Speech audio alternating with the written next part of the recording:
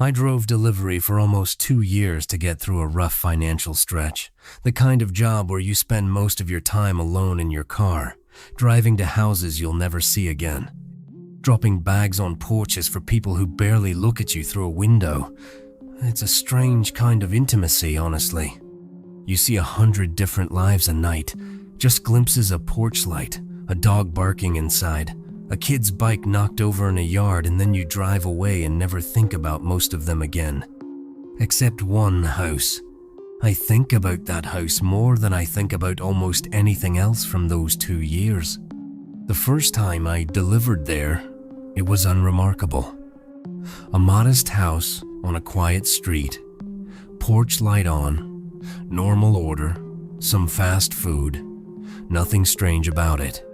I dropped the bag, took the photo the app required for proof of delivery, and drove off. I wouldn't have remembered it at all, except for what happened 3 weeks later. I got another delivery to the exact same address. Same order, nearly to the dollar I noticed because the app shows order totals, and it was close enough that it caught my attention. Same time of night, almost to the minute. I told myself it was a coincidence, that some people just have predictable routines, and moved on. The third time was 2 weeks after that. Same address, same order, same time. 3 deliveries, evenly spaced, identical in every measurable way, over the course of 5 weeks. By the 4th delivery, I was paying real attention. I remember pulling up and looking at the house differently this time, really looking at it, instead of just glancing at the porch number to confirm I had the right place. The lights were on, same as always. But there was something about the stillness of the house that unsettled me in a way I couldn't articulate. No shadows moving behind the curtains, no sound from inside, not even a TV, which felt strange for a house that had clearly just ordered dinner. I knocked instead of just leaving the bag, which wasn't required by the delivery type, but something made me want to see a person, to confirm there was actually someone alive inside making these identical orders. Nobody answered. I knocked again, waited almost a full minute, and eventually left the bag and drove away, telling myself they were probably in another room, or in the shower, or a dozen other mundane explanations. The 5th delivery is the one that changed everything. Same address, same order, same time.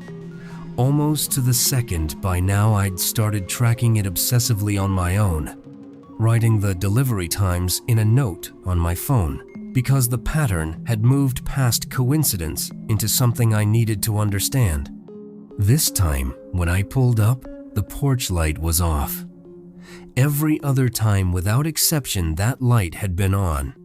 I sat in my car for a moment, staring at the dark house, and something in my chest told me clearly, unmistakably, not to get out of the car. I got out anyway. I don't know why. I've asked myself that question more times than I can count since.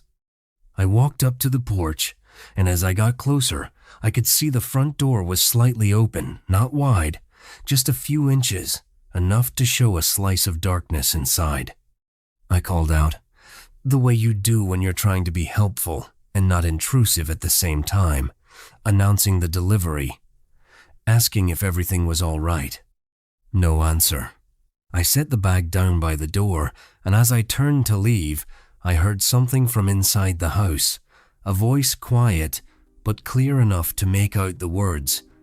It said my name, not the name on the order, not a name shouted toward the porch generically.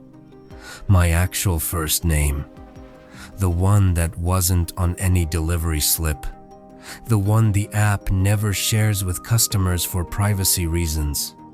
I didn't wait to hear anything else. I got back in my car and drove away faster than I should have, hands shaking on the wheel the entire way to my next delivery.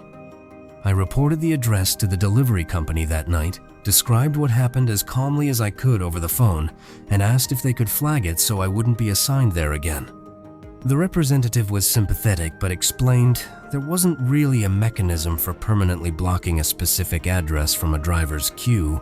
The algorithm assigns based on proximity and availability, not driver preference.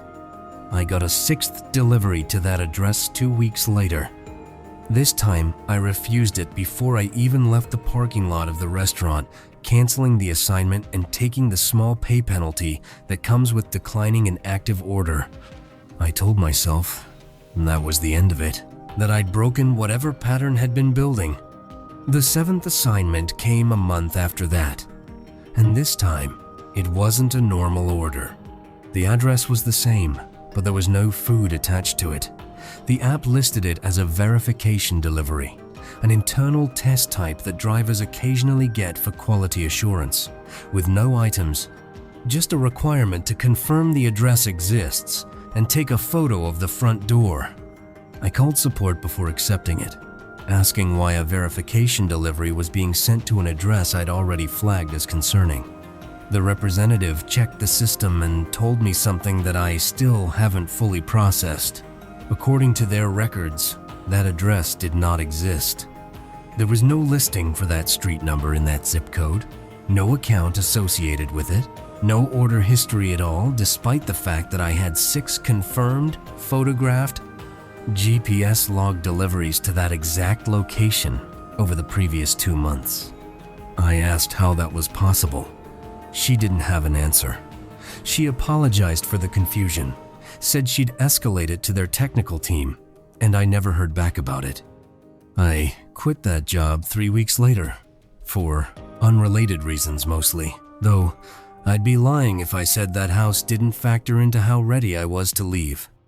I still drive past that street sometimes, on my way to other things, and I've never once seen a porch light on in that house since. I've never seen anyone come or go from it at all. I looked up the property records once, out of curiosity I couldn't quite suppress. The house is registered to an elderly couple who, according to public records, passed away 9 years before I made my first delivery there.